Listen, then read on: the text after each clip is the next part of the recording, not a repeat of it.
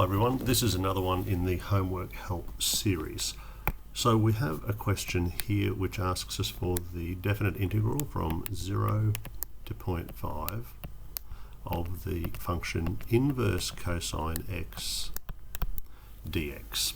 Now with these I'm going to first of all find the indefinite integral, and then once I've solved for that expression I'll go back to using the definite integral and I'll substitute in my limits. Now remember, with our little idea LIATE, this helps us to decide when using integration by parts how to split this up. And I'm thinking of this as 1 multiplied by the inverse cosine function. So that's going to help me. I have an inverse trigonometric function and I have an algebraic function. So the number 1, for want of a better, it's not much of an algebraic function, but technically it is. And the inverse trigonometric part, the inverse cosine of x. There we go. So let's start this. We would let u equal the inverse cosine of x, and dv would be 1 multiplied by dx.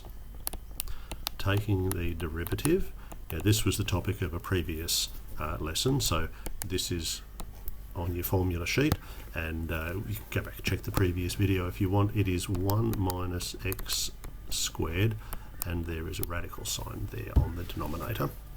For this one, what could be easier? The integral of 1 is x. That's nice. So now we're ready, I think. Very, very simple. I'll just multiply by dx, and I'll put here, this is negative dx over root of 1 minus x squared. So now for my integration formula. Integral of u dv equals u multiplied by v, subtract the integral of v du. The original function, of course, was inverse cosine of x multiplied by 1 dx. That's just our question. U was, there it is, the inverse cosine of x multiplied by v. Well, v is equal to x.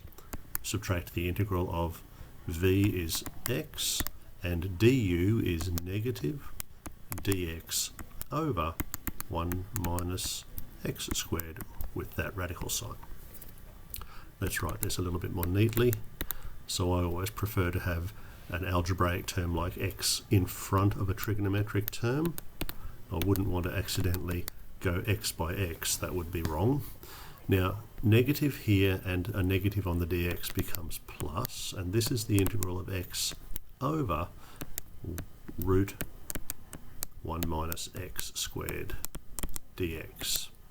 Now that looks complicated enough there. That integral is better than what we had, but it looks complicated enough to do an aside. So let's try this. I think integration by substitution would work on this, so I'll just rewrite that to be clear what my aside is about. It's the integral of x over root 1 minus x squared dx.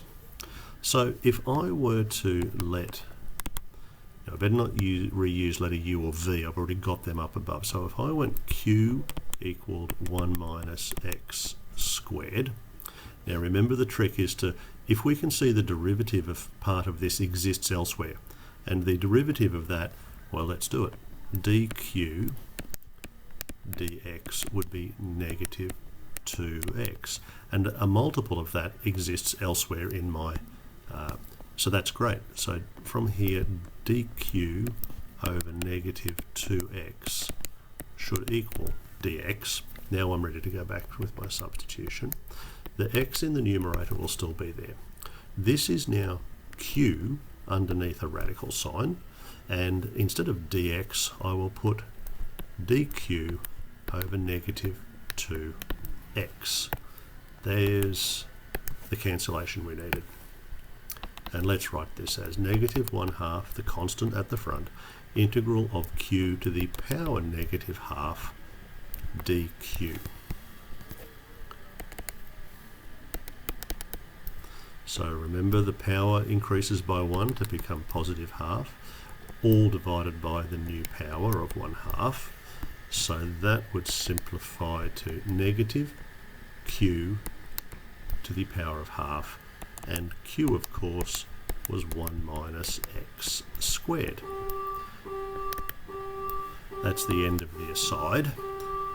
Now, because that's only in the middle of my integration by parts, I'm not going to write a plus c there, because I'm going to now go back to where I was working there from point number 1.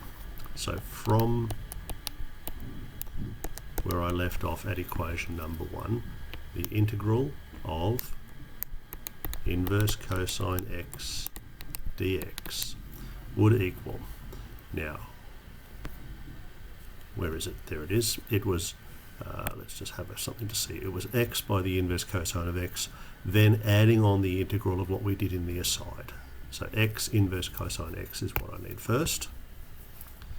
X by the inverse cosine of x, then adding on this expression, minus 1 take x squared to the power half. Now, I would normally at this point, if it's an indefinite integral, I would normally write plus c. But of course, the original question was not an indefinite integral. The original question had a limit of 0 and 0.5 on our integration. So how do we deal with that? Well, we put square brackets, we drop the constant, and we transfer our limits of integration across to here. And then we substitute and solve. Now, when you substitute and solve, I'll let you do the substitution and the solving.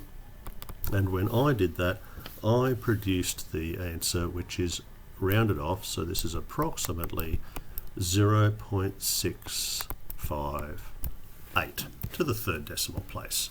And that's the end of that one. Lovely question. Thanks for watching, and this will go up on the homework help playlist.